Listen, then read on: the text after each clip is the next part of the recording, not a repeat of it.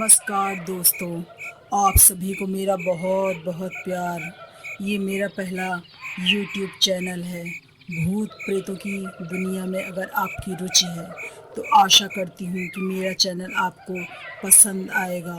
आप लोगों से मेरी रिक्वेस्ट है कि मेरे चैनल को ज़्यादा से ज़्यादा लाइक, शेयर एंड सब्सक्राइब करें।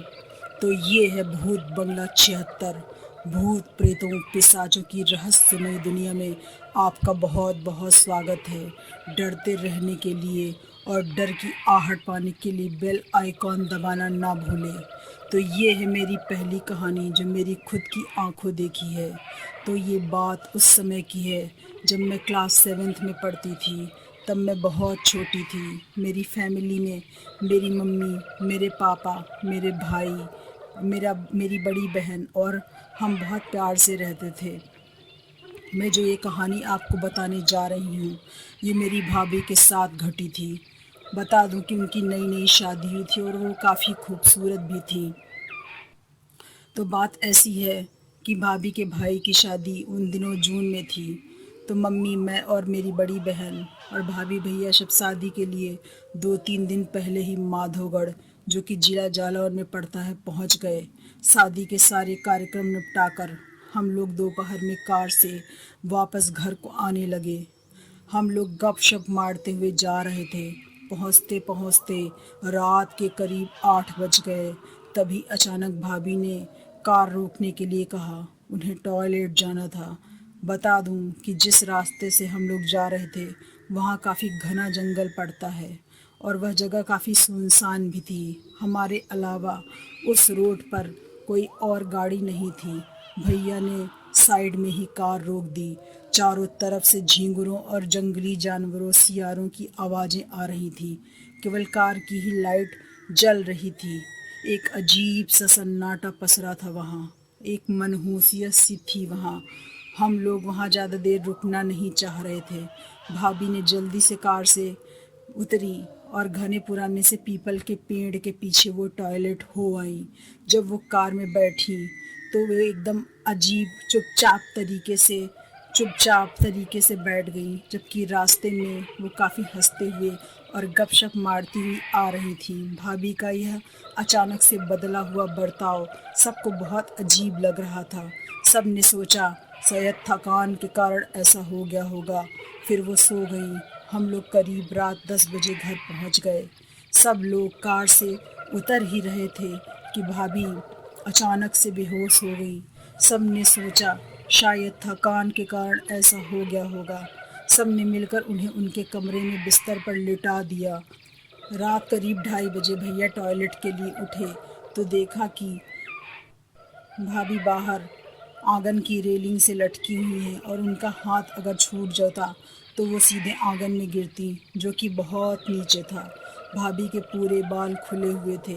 लाल आंखों से घूरते हुए वो अजीब तरीके से भैया पर गुर्रा रही थी। उनको किसी तरह से ऊपर खींचा गया। उनका अजीब तरीके से घूरना और गुर्राना जारी रहा। उन्होंने भैया को एक तेज तमाचा मारा और बोली, हट जा वरना मरेगा। मैं तेरी बीबी और तेरे घर में जितने लोग हैं उनको कच्चा चबा जाऊंगी। उनके पास से एक सड़े हुए मांस की बदबू आ रही थी। थोड़ी देर बाद वो फिर से बेहोश हो गई। कोई कुछ नहीं समझ पा रहा था कि उन्हें अचानक से आधी रात को क्या हो गया है। हम सब बहुत डरे हुए थे। दूसरे दिन जब मम्मी सुबह उठी तो देखा कि घर का कुत्ता, जिसका नाम टाइगर था, वो मरा पड़ा था। उसका पूरा पेट फटा हुआ था। उसकी आंखें तक बाहर आ गई थीं। चारों तरफ खून ही खून फैला था।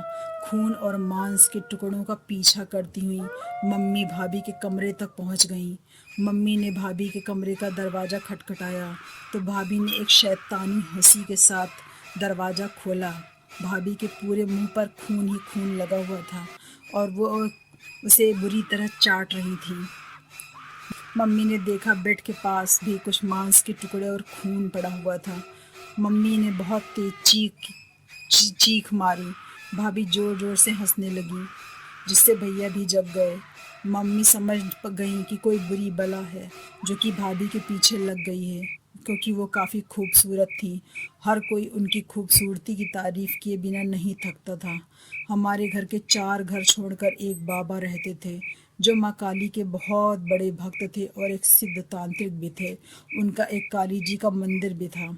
मेरी मम्मी ने उन्हें पूरी बात खुलकर बताई। हम लोग, जिसमें से मैं सबसे आगे बैठी थी, गोल बनाकर बैठ गए। अचानक हम लोगों को याद आया कि शादी से लौटते वक्त वो एक घने पुराने पीपल के पेड़ के पीछे टॉयलेट गई थी। उन्होंने काफ़ी महकदार परफ्यूम भी लगा रखा था उस दिन। हम लोगों ने ये बात बाबा जी को बताई। उन्होंने देर न करते हुए कुछ पूजन सामग्री मंगवाई और एक हवन कुंड भी मंगवाया। कुछ देर बाद उन्होंने भाभी को अपने सामने लाने के लिए कहा। भाभी ने जैसे ही बाबा जी को देखा तो बहुत ही तेज चीखी और कहा, ए बुड्ढे, भाग जा वरना हम मारेगा। हम 7 हैं और तू एक है। इस औरत ने, यानी कि मेरी भाभी ने, हमारे रहने की जगह पर टॉयलेट की है। हम इसे मार कर अपने साथ ले जाएंगे अपनी दुनिया में।